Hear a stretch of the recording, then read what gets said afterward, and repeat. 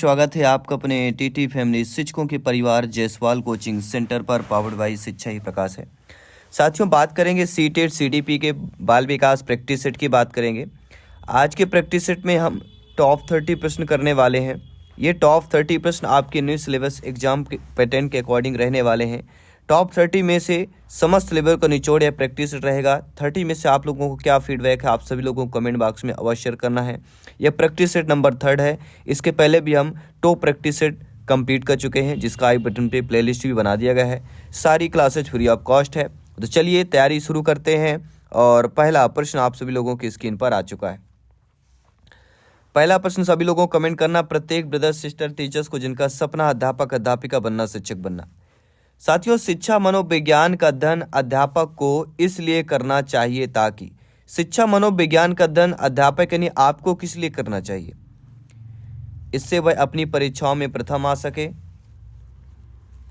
इसकी सहायता से आप अपने शिक्षण को अधिक प्रभावशाली बना सके। इससे शिक्षा को आत्मसंतुष्टि मिल सके। इससे वह दूसरों को प्रभावित कर सके। तो शिक्षा मनोविज्ञान का अध्ययन अध्यापक को किस लिए करना चाहिए, सभी लोग बताइएगा। देखिए, शिक्षा मनोविज्ञान का अध्ययन अध्यापक को इसलिए करना चाहिए ताकि इसकी सहायता से अपने शिक्षण को और अधिक प्रभावशाली बना सके। इसकी सहायता से शिक्षक प्रभावशाली बनेगा। मनोविज्ञान अध्यापक को दृष्टिकोण प्रदान करेगा। शिक्षा मनोविज्ञान अध्यापक को छात्रों के प्रति प्रेम, सहानुभूति, समदर्शी व्यवहार को अपनाने में सहायता भी करेगा। तो ये कोई भी ऑप्शन आए आपको कर देना है, सटीक आंसर करना है। इसके बाद बढ़ते हैं द्वितीय प्रश्न की तरफ। सेकंड क्वेश्चन कह रहा है कि फ्रायड, जीन पियाजे जी एवं अन्य मनोवैज्ञानिकों ने व्यक्तित्व विकास की विभिन्न अवस्थाओं के संदर्भ में व्याख्या की है, परंतु जीन पियाजे जी ने क्या कहा है? इन तीनों ने, फ्रायड, पियाजे जी, अन्य मनोवैज्ञानिकों ने व्यक्तित्व विकास की अवस्थाओं को संदर्भ की व्याख्या की, लेकिन परंतु जीन पियाजे ने व्यक्ति के विभिन्न व्यक्तित्व की अवस्थाओं को समझाने के लिए व्यक्ति के संज्ञानात्मक विकास की अवधारणा को विकसित किया है। जीन पियाजे जी किसकी करते हैं, सभी लोग बताइएगा। जीन पियाजे जी का मतलब होता है विभिन्न अवस्थाओं को समझाने के लिए संज्ञानात्मक बदलाव के बारे में जीन पियाजे जी ने कहा है। ये कई थोड़ा सा टफ क्वेश्चन होते हैं। इस प्रकार के प्रश्नों को अच्छे तरीके से समझ के आपको आंसर करना है। अगला, संरचनात्मक दृष्टिकोण के अनुसार अधिगम कैसा होता है? देखिए, संरचनात्मक दृष्टिकोण आप सभी लोग जानते हैं। संरचनात्मक दृष्टिकोण मतलब ऐसा होता है जिसमें अधिगम एक सक्रिय और सामाजिक प्रक्रिया कहलाए। तो सक्रिय और सामाजिक प्रक्रिया हमारे डी ऑप्शन में दिया गया है, क्योंकि संरचना हो रही है, क्रिएटिविटी हो रहा है। तो कहीं संरचना जब अधिगम में हो रही तो सक्रिय तो होगा ही होगा, ठीक है। और साथ से समाज, साथ से संरचना, इसका तो कनेक्शन होना ही होना है। तो according to question D option इधर राइट आंसर हो जाएगा। प्रश्न को समझिए, कॉम्बिनेशन को समझिए और एग्जाम को फतेह कीजिए। विकास के संदर्भ में इनमें से कौन सा कथन सत्य नहीं दिया गया है? विकास के संदर्भ में कथन सत्य कौन से होते हैं? किस प्रकार से विकास के संबंध विकास की विशेषताएं होती हैं? आपने पढ़ा भी होगा। विकास की प्रत्येक अवस्था में अपने खतरे होते हैं। विकास सांस्कृतिक परिवर्तनों से प्रभावित होता है। विकास की प्रत्येक अवस्था की अपनी विशेषताएं होती हैं, अपनी खतरे भी होते हैं और अपनी विशेषताएं भी होती हैं, और परिवर्तनों में सांस्कृतिक परिवर्तन प्रभावित होता है। लेकिन विकास उकसाने, बढ़ावा देने से होता है, ये कतई सही नहीं है, गलत दिया गया है। और ये कई बार आपके टीटी एग्जाम में पूछा गया प्रश्न है। विकास के प्रत्येक अवस्था में अपने खतरे होते हैं। विकास वंशानुगत वातावरण की अंतःक्रिया पर आधारित होता है। विकास की प्रकृति विशिष्ट होती है। ऐसे कई उदाहरण हैं जो संदर्भ में कथन स्टेटमेंट पूछे जाते हैं। अगला प्रश्न ध्यानपूर्वक समझिएगा। एक सामान्य 12 वर्ष की आयु का बच्चा सबसे अधिक होना, उसमें क्या पाया जाएगा? कुल प्रेरक समन्वय कठिनाई, वयस्कों को खुश करने के बारे में दुश्चिंता की अनुभूति, अब और यहाँ में उसकी रुचियों को सीमित करना, या समकक्षी के अनुमोदन के लिए बेचैनी होना। एक समान 12 वर्ष की आयु के बच्चे में सबसे अधिक क्या संभव पाया जाता है? तो सबसे अधिक जो संभव पाया जाता है वह समकक्षी के अनुमोदन के लिए बेचैनी होना, क्योंकि 9 से 12 वर्ष जो अवस्था कहलाती है, क्योंकि इस अवस्था में बालक अपने समूह को ज्यादा महत्व देना प्रारंभ कर देता है और उसका अनुमोदन प्राप्त करना चाहता है तो समकक्षी के अनुमोदन के लिए बेचैनी होना, ये नॉर्मल सी बात है।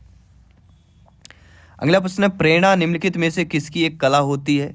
कार्य योजना की, रुचि पैदा करने की, मस्तिष्क को नियंत्रित करना या सिलेबस के अनुसार पढ़ाना? जी हाँ साथियों, प्रेरणा निम्नलिखित में से किसकी एक कला होती है? प्रेरणा रुचि पैदा करने के साथ साथ आरंभ को जारी रखना, रुचि पैदा करने के साथ साथ क्या होता है? आरंभ करना, जारी रखना और नियमित करने की प्रक्रिया की एक कला होती है रुचि।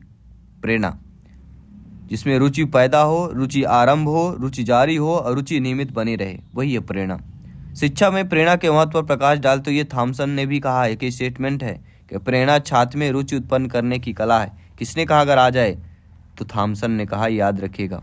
हर एक क्वेश्चन साथियों इंपॉर्टेंट है सिलेक्शन की दृष्टि से।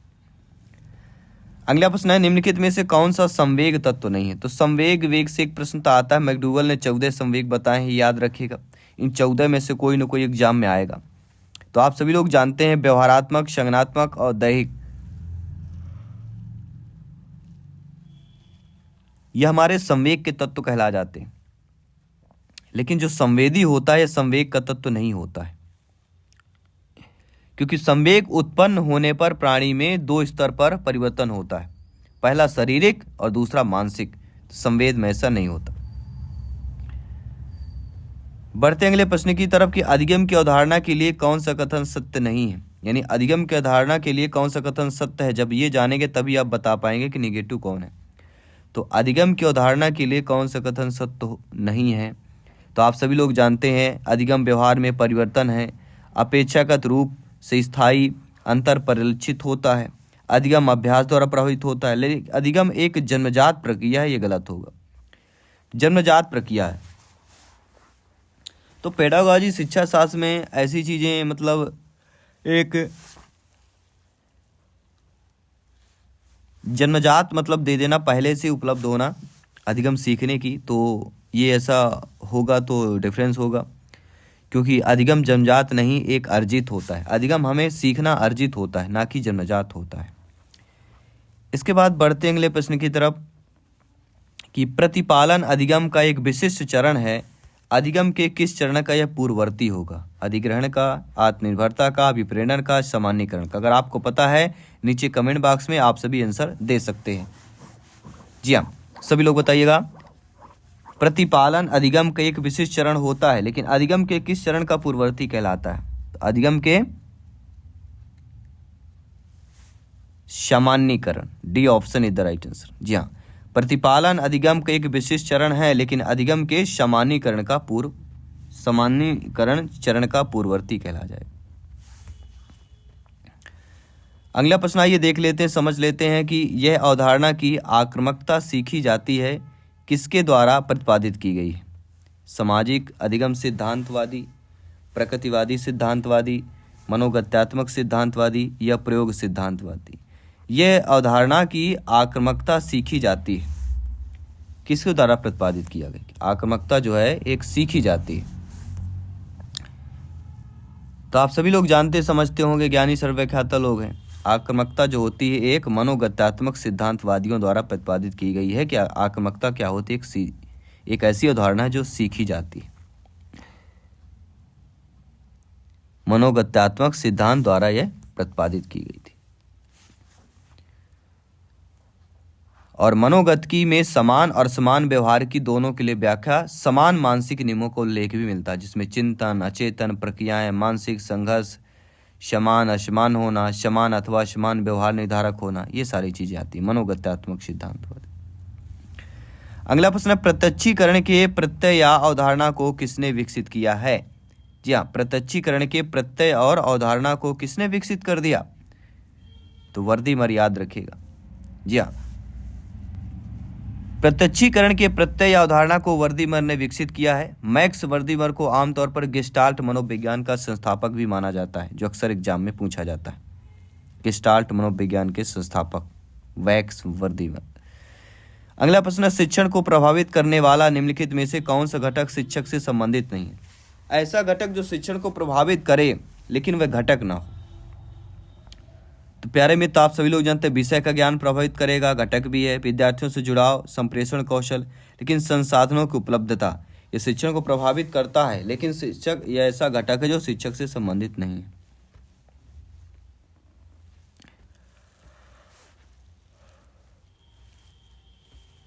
अगला प्रश्न आइए देख लेते हैं। ड्वाइट डब्ल्यू एलन के द्वारा कौन से शिक्षण अधिगम विधि प्रस्तुत की गई है?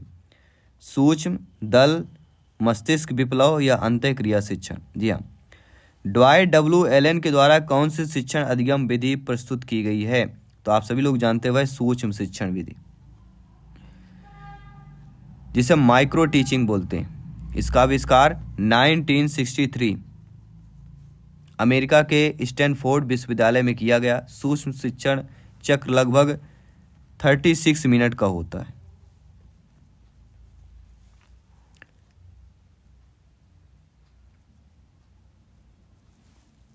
बढ़ते अगले प्रश्न की तरफ। अगला प्रश्न भी प्रोजेक्ट विधि से संबंधित है। प्रोजेक्ट विधि के प्रतिपादक सभी लोग जानते हैं किलपैट्रिक है। ये कई टीटी एग्जाम में पूछा गया प्रश्न है। अगला प्रश्न है, पियाजे जी के अनुसार बच्चा अमूर्त स्तर पर चिंतन, बौद्धिक क्रियाएं और समस्या समाधान की किस अवस्था में करने लगता है? देखिए, टीटी एग्जाम हो, टीचर एबिलिटी टेस्ट हो या शिक्षक भर्ती के एग्जाम हो, जीन पियाजे से प्रश्न ऐसा कभी हुआ है क्या? न, कभी नहीं हुआ है। तो जीन पियाजे के एक ऐसे टॉपिक है जो एग्जाम में इनसे संबंधित प्रश्न पूछे जाते हैं। तो पियाजे जी के अनुसार बच्चा अमूर्त स्तर पर चिंतन है, तो अमूर्त पर है यानी चतुर्थ अवस्था में है। यहीं से हमारा आंसर क्लियर हो जाता है। अमूर्त मतलब चतुर्थ, और चतुर्थ अवस्था कहलाती है औपचारिक संक्रियात्मक अवस्था या अमूर्त संक्रियात्मक अवस्था, जो 11 से लेके 16 वर्ष से 11 से लेके 15 वर्ष तक मानी जाती है। इसलिए अकॉर्डिंग टू क्वेश्चन हमारा थर्ड ऑप्शन सही हो जाएगा। अगला प्रश्न है, उस व्यक्ति को पहचानिए जिसे अधिकांश इतिहासकार विशिष्ट शिक्षा का जन्मदाता मानते हो।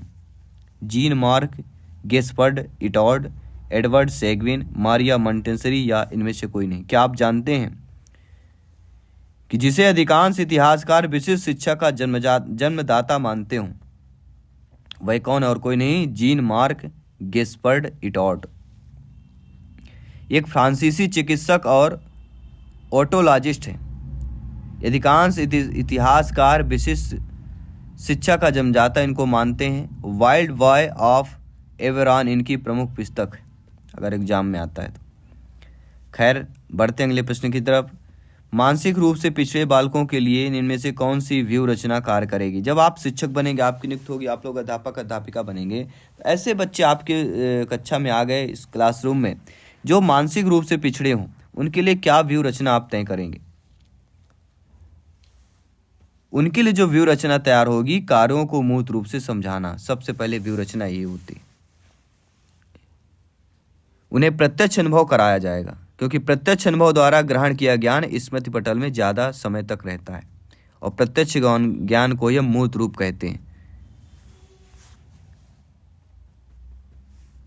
ठीक है, तो कार्यों में मूर्त रूप से समझना इज द राइट आंसर। बुद्धि को अपने आसपास की समायोजन योग्यता है। बुद्धि क्या होती है? बुद्धि जो है अपने आसपास की एक समायोजन की योग्यता है। किसने कहा है? एक स्टेटमेंट है कि बुद्धि अपने आसपास की समायोजन की एक योग्यता है। तो इसको कहने वाले कौन है? जीन पियाजे जी। बुद्धि अपने आसपास समायोजन की योग्यता है, यह कथन और कोई नहीं, जीन पियाजे जी ने कहा है। इस पर बिने की भी एक परिभाषा है, याद रखिएगा, एग्जाम में पूछा जा सकता है। प्रोफेसर बिने की भी एक परिभाषा है कि किसी समस्या को समझना, उनके विषय में तर्क करना और किसी निश्चय निर्णय पर पहुंचना बुद्धि की आवश्यक क्रियाएं हैं। स्पीयरमैन की भी एक परिभाषा है कि व्यक्ति की समान योग्यता का नाम ही बुद्धि है। किसने कहा? स्पीयरमैन ने कहा है। लेकिन बुद्धि अपने आसपास की संयोजन की योग्यता है, जीन पियाजे जी ने कहा। तो 3 स्टेटमेंट एक ही प्रश्न से 3 प्रश्न आपके क्रिएट हो जाते हैं, बन जाते हैं। अगला प्रश्न है, बुद्धि के द्विकारक सिद्धांत का प्रतिपादन किसने किया? देखिए, बुद्धि से 2-3 प्रश्न भी पूछ लिए जाते हैं, 1 या 2 प्रश्न तो आते हैं कन्फर्म है, कभी कभी 2-3 प्रश्न भी आ जाते हैं, इसलिए चैप्टर बहुत इंपॉर्टेंट हो जाता है। तो बुद्धि के द्विकारक सिद्धांत का प्रतिपादक अगर पूछा जाए तो आपसे बनना चाहिए वह स्पीयरमैन है। एक सामान्य योग्यता कारक होता है जिसे हम जी फैक्टर बोलते हैं, एक होता है विशिष्ट योग्यता कारक जिसे हम स्पेसिफिक फैक्टर बोलते हैं, एस फैक्टर। जी फैक्टर यानी जनरल समान, एस फैक्टर मतलब स्पेसिफिक, स्पेसिफिक फैक्टर यानी स्पेशल फैक्टर उसे बोलते हैं। जी कारक, एस कारक आपने सुना होगा। अगला प्रश्न, किस परीक्षण में 10 मसी लक्ष्य या स्याही धब्बा होते हैं? ऐसा परीक्षण का नाम बताइए। तो रोसा स्याही धब्बा परीक्षण जो होता है, रोसा परीक्षण इज द राइट आंसर हो जाए। रोसा इंकब्लाड के नाम से जाना जाता है। इसे हरमन रोसा ने 1921 में किया था। अगर एग्जाम में है तो आप सभी से बनना चाहिए, समझना चाहिए आप सभी लोगों को। अगला प्रश्न है, विशेष रूप से जरूरतमंद बच्चों की शिक्षा का प्रबंध होना चाहिए। किस प्रकार से होना चाहिए? जो विशेष रूप से जरूरतमंद बच्चे होते हैं तो उनकी शिक्षा का जो प्रबंध किस प्रकार से करना चाहिए? उनकी शिक्षा का प्रबंध दूसरे समान बच्चों के साथ करें ताकि उनके भेदभाव की भावना न आए। अगला प्रश्न, जीन पियाजे जो मुख्यतः खाली स्थान के क्षेत्र में योगदान देने के लिए जाने जाते हैं। तो जीन पियाजे जो मुख्यतः किस पर योगदान देने के लिए जाने जाते हैं? भाषा विकास, ज्ञानात्मक विकास, नैतिक विकास या सामाजिक विकास। देखिए, जहाँ नैतिकता की बात आती है तो कोहलबर्ग आते हैं, समाज की बात आती है वाइगोस्की आते हैं, लेकिन जहाँ पर ज्ञानात्मक विकास की बात आती है वहाँ पर जीन पियाजे जी आते हैं, क्योंकि इन्हें 4 ज्ञानात्मक विकास दिए हैं। संवेदी गामक अवस्था, जन्म से लेकर 2 वर्ष तक अवस्था, फिर दूसरा है 2 से 7 पूर्व संक्रियात्मक, तीसरा है 7 से 11 मूर्त संक्रियात्मक और 11 से 15 है अमूर्त या औपचारिक संक्रियात्मक अवस्था। अगला प्रश्न, यह आवश्यक नहीं है कि उच्च बुद्धि लब्ध वाले बच्चे में भी उच्च होंगे। सृजनशीलता, विश्लेषण करना, अध्ययन या अच्छे अंक प्राप्त करना। तो क्या आवश्यक नहीं कि जिसमें उच्च बुद्धि लब्ध वाले बच्चे में भी उच्च होगी? देखिए, कोई आवश्यक नहीं है कि जो उच्च बुद्धि लब्ध वाले बच्चे उनकी सृजनशीलता भी उच्च होगी, ये कोई आवश्यकता नहीं। क्वेश्चन फर्स्ट ऑप्शन सही हो जाएगा, ये आपके एग्जाम में आया हुआ प्रश्न।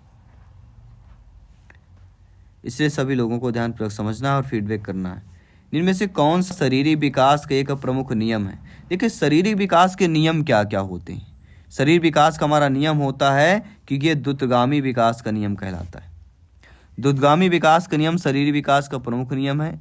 शारीरिक विकास मानव विकास के एक पहलू है जिसमें शारीरिक, चलनात्मक, भावनात्मक विकास और परिवर्तन शामिल होते हैं। शारीरिक विकास को मांसपेशियां सहित शरीर और उसके अंगों को भी वृद्धि के रूप में परिभाषित करते हैं। द्रुतगामी विकास जिसे 2 वर्ष से लेकर 24 महीने या कुछ और आयु द्रुतगामी विकास की चरण की विशेषता कहलाती है। अगला है, इनमें से क्या समावेशी कक्षा में शिक्षक की भूमिका नहीं है? देखिए, समावेशी कक्षा में अक्सर अब तक प्रश्न पूछे जाते हैं क्या भूमिका है या थी, अब पूछा जाता है नहीं है। नेगेटिव नकारात्मक प्रश्न बढ़ाए जा रहे हैं, ये आपके IQ को टेस्ट कर रहे हैं, ठीक है ना? तो टेस्ट करने दीजिए, आपको सही आंसर देना कि शिक्षक को निःशक्त बच्चों पर ध्यान नहीं देना चाहिए। ये बच्चे निःशक्त होते हैं, ये क्या है? ये शिक्षक की भूमिका नहीं है कि जो निःशक्त बच्चे उनको ध्यान न दें, ऐसा नहीं है। बच्चे की आवश्यकता के अनुरूप बैठने की पर्याप्त व्यवस्था करें। शिक्षक को बच्चों को प्रोत्साहन करें। शिक्षक को सीखने में अक्षम को अतिरिक्त समय देना चाहिए। जो शिक्षक सीखने में कम है तो उनको क्या करना चाहिए? शिक्षक को जो है, जो बच्चे सीखने में कमज़ोर होते हैं उनको थोड़ा सा अधिक समय दियाना चाहिए, एक्स्ट्रा टाइम देना चाहिए जो बच्चे कमज़ोर होते हैं। मनोविश्लेषणात्मक सिद्धांत के प्रतिपादक कौन है? अक्सर पूछा जाता है आपके एग्जाम में। जब भी मनोविश्लेषणात्मक सिद्धांत की बात की जाती है हमारे जुबान पे एक ही नाम आता है, सिगमंड फ्रायड। सिगमंड फ्रायड द्वारा मनोविश्लेषणात्मक सिद्धांत का प्रतिपादन किया गया। फ्रायड का मनोविश्लेषण सिद्धांत गतिशील सिद्धांत और इस धारणा पर आधारित व्यक्तित्व और व्यक्तित्व संबंधी विकास संबंधी घटनाएं भी निर्धारित होती हैं। तो कोई भी एग्जाम में आपसे बनना चाहिए। अगला प्रश्न है, अपने विद्यार्थियों को समझने के लिए एक शिक्षक में अच्छी जानकारी होनी चाहिए। बाल मनोविज्ञान की, बच्चों को समझने की प्रवृत्ति की, विषय वस्तु के प्रति विद्यार्थियों के मत की या उपरोक्त सभी की। तो अपने विद्यार्थियों को समझने के लिए एक शिक्षक में अच्छी जानकारी किस प्रकार से होनी चाहिए? सबसे अच्छी जानकारी बाल मनोविज्ञान की, बच्चों को समझने की प्रवृत्ति की और विषय वस्तु के प्रति विद्यार्थी के मत की भी होनी चाहिए। अर्थात जो उपरोक्त सभी ऑप्शन दिया गया वह सही हो जाएगा। बच्चों के बारे में, समस्याओं में समझ के बारे में भी होना चाहिए। तो किसी भी प्रकार से प्रश्न आपके एग्जाम में पूछा जा सकता है। अगला, निम्नांकित में से कौन सी विशेषता आंतरिक रूप से अविपरीत बच्चों के लिए सही नहीं है? वे चुनौतीपूर्ण कार्य पसंद करते हैं, वे हमेशा सफल होते हैं, वे कार्य के समय आनंद अनुभव करते हैं, वे कठिन कार्यों में उच्च स्तर की ऊर्जा प्रदर्शित करते हैं। तो निम्नांकित में से ऐसी विशेषता जो आंतरिक रूप से अविपरीत बच्चों के लिए सही है, तो क्या क्या सही होती है? वे चुनौतीपूर्ण कार्य पसंद करते हैं, वे कार्य के समय आनंद अनुभव करते हैं, वे कठिन कार्यों में उच्च स्तर की ऊर्जा भी प्रदर्शित करते हैं, लेकिन वे हमेशा सफल होते हैं। ये आपका सही नहीं दिया गया है, बाकी ये तीनों हमारे सही दिए गए। बढ़ते हैं अगले प्रश्न की तरफ। सीखी हुई बात को स्मरण रखना या पुनः स्मरण करने की असफलता क्या कहलाती है? पुनः, संवेदना, विस्मृति, स्मृति। 4 ऐसे ऑप्शन दिए गए। इन सभी 4 ऑप्शनों से एक प्रश्न आपके एग्जाम में बनाया जाएगा, आपसे पूछा जाएगा कि सीखी हुई बात को स्मरण रखना फिर पुनः स्मरण करने की अगर असफलता आती है तो उसी को हम क्या बोलते हैं? विस्मृति, यानी भूलना। विस्मृत का तात्पर्य भूलना होता है, जिसमें कोई तथ्य याद नहीं होता है, इस दोष को विस्मृति कहते हैं। और इस प्रैक्टिस सेट का 30वां प्रश्न आपके स्क्रीन पर है। तो इनमें से कौन सी एक अंतःस्रावी ग्रंथि नहीं है? एड्रिनल, लॉर, पीयूष या थायराइड? सभी लोग बताइएगा। सीटेट में अक्सर ऐसे एग्जाम में क्वेश्चन आ जाते हैं। तो सभी लोग जानते हैं कि एड्रिनल, पीयूष, थायराइड ये तीनों ग्रंथियां अंतःस्रावी ग्रंथि हैं, लेकिन लार ग्रंथि जो होती है वह अंतःस्रावी ग्रंथि नहीं कहलाती। पीयूष, एड्रिनल, थायराइड, पैराथायराइड ग्रंथि ये सारी अंतःस्रावी ग्रंथियां कहलाती। तो लार कौन सी ग्रंथि है ये आपको कमेंट करके बताना है। साथ ही साथ टॉप 30 प्रश्नों में आपने क्या स्कोर प्राप्त किया, 30 महत्वपूर्ण प्रश्नों में आपका कितना स्कोर रहा है, ये भी आप सभी लोगों